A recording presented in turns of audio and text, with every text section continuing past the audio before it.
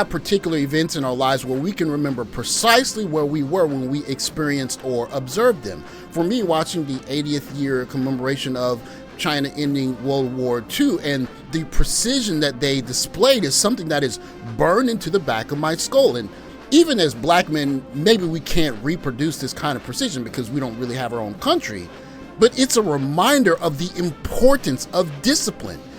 You could see how proud everyone that was Chinese were watching this, that's us. That's a representation of how good we can be when we put our nose to the grindstone and burn the midnight oil.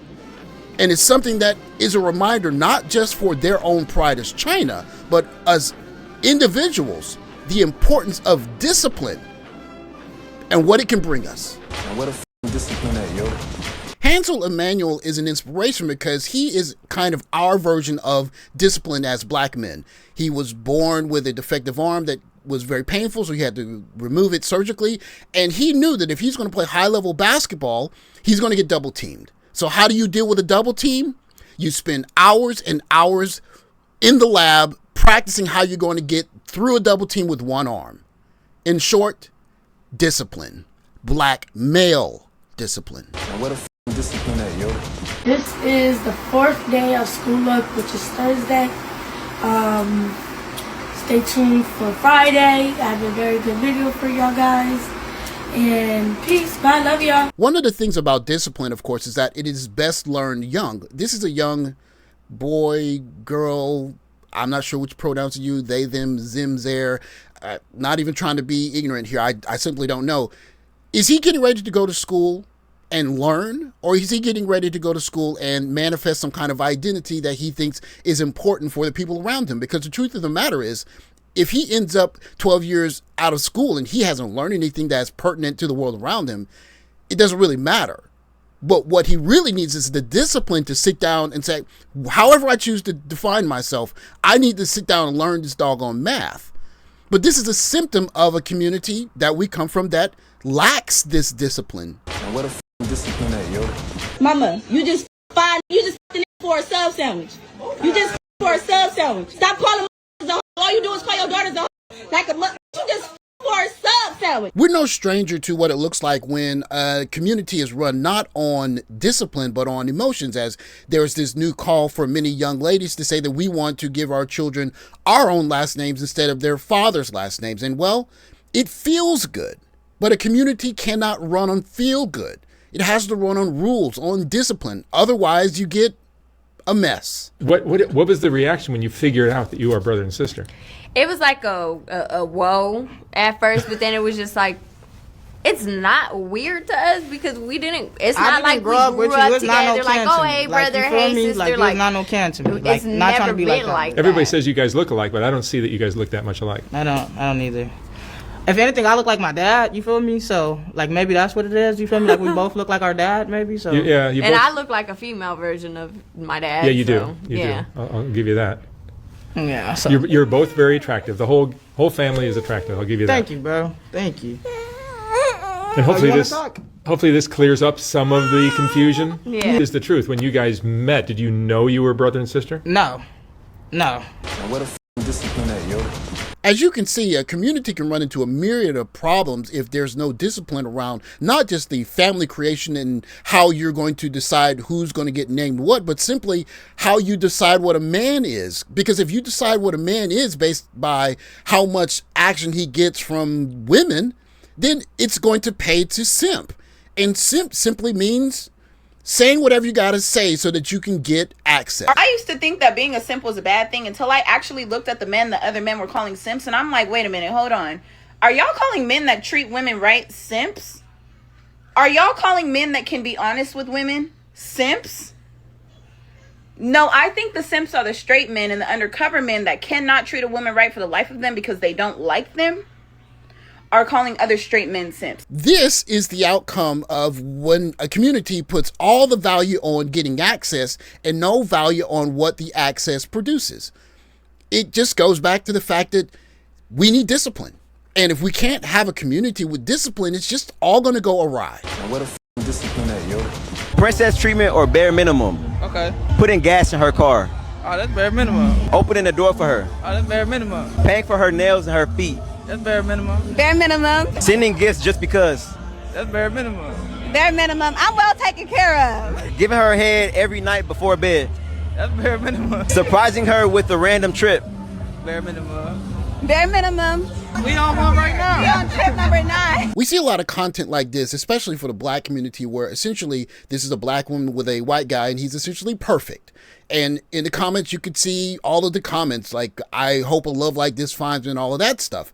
But really what we see here is he's giving her everything that she's asking for, which is fine if he wants to do that. But the discipline, of course, is that there are going to be some times where he needs to do something if he wants to build something that's more important than just pleasing her. And so all of the ideas that this is the bare minimum, what happens if you have a morning where you have to bust your behind for 6 hours before she wakes up? Are you going to take a break from that important work you're doing and send her a good morning text or cook her breakfast because that's the bare minimum? Or are you going to do that project that a group of men or people that you work with are depending on? And that's the difference. If you're going to be part of something that's successful, or even if you're going to move your life forward, there are going to have to be some things that are more important than what this particular woman wants or feels like she needs right now.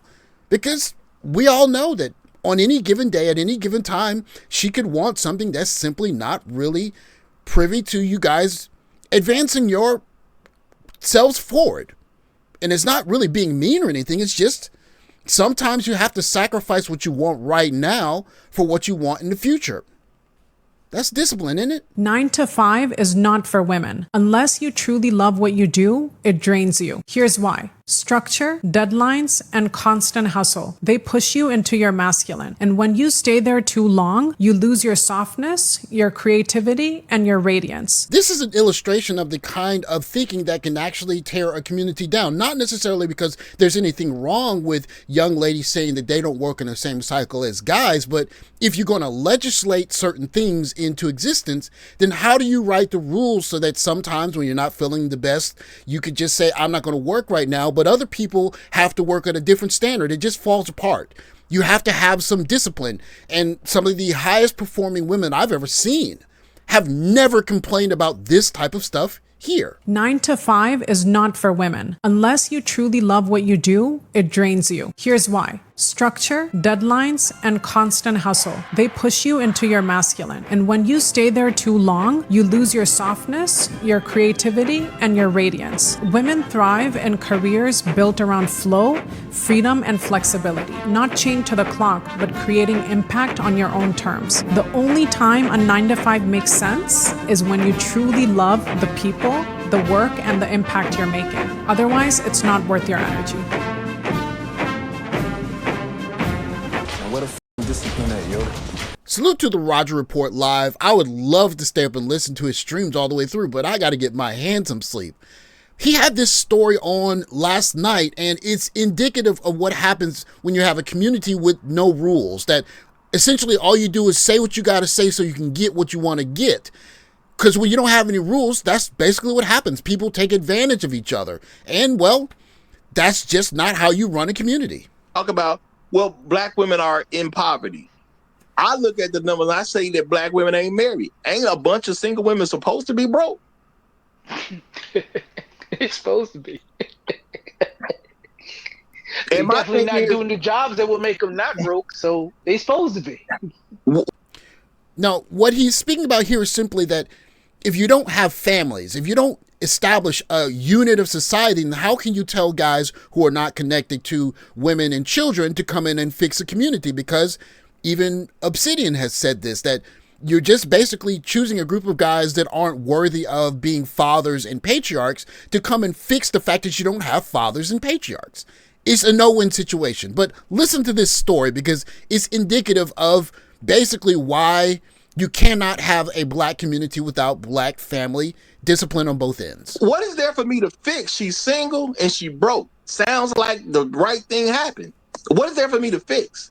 So that's why I'm really trying to get people to understand when you say black men fix the community. Okay, well, what are we going to do? And do the women have a job in helping us? Because if you want to, quote unquote, fix community, How do you achieve that as a woman if you ain't listening to the men that's doing the fix? But nobody seems to have requirements for women. You know, I said in the past, I helped somebody move, man. It was a disgrace. This is a good story. This is a great story. I showed up with my buddy. You know, a male. We knew a female. Her grandma was moving.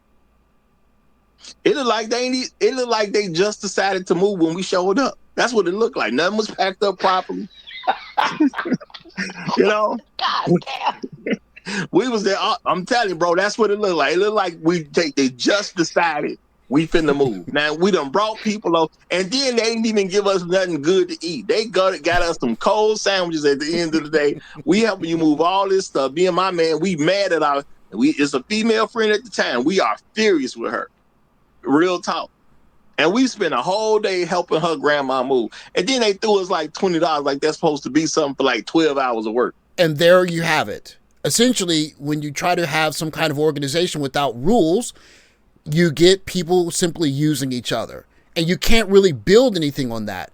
As sad as it sounds, there has to be some kind of delineation between how we're going to help certain people and what rules we're going to help those people under. And if those rules mean, hey, we're going to build a family, and in the family, I will help you, that's one thing. You could see very clearly from the parades in China to even a one-handed basketball player. If you don't have the discipline to say, this is the way I'm going to deal with solving these chronic issues that we're dealing with as a individual, as a family, as a community, as a society, as a country, then you can't really build anything. And it's all going to start with simple discipline. There are some things that you want to do that you can't do. And if you don't establish those ground rules, then you simply get a group of people doing whatever they feel like doing and then looking to others to kind of fix the mess. And that's not a community. That's just the mess, really. You can't really have group discipline if you don't have rules that extend to everyone. And so, what do guys do? We look to places where there's modern inspiration and renewed discipline, like the Chinese parade that we saw. Can we replicate that in the black community? Probably not. But it's nice to see it, to see what it looks like as a reminder that there is a payoff when you have discipline in your small groups, in your families, in your own individual lives, and up onto your communities and your society. No discipline, no win. Thanks for watching. Like, subscribe, comment below. I'll catch you in the next video. Take care, guys.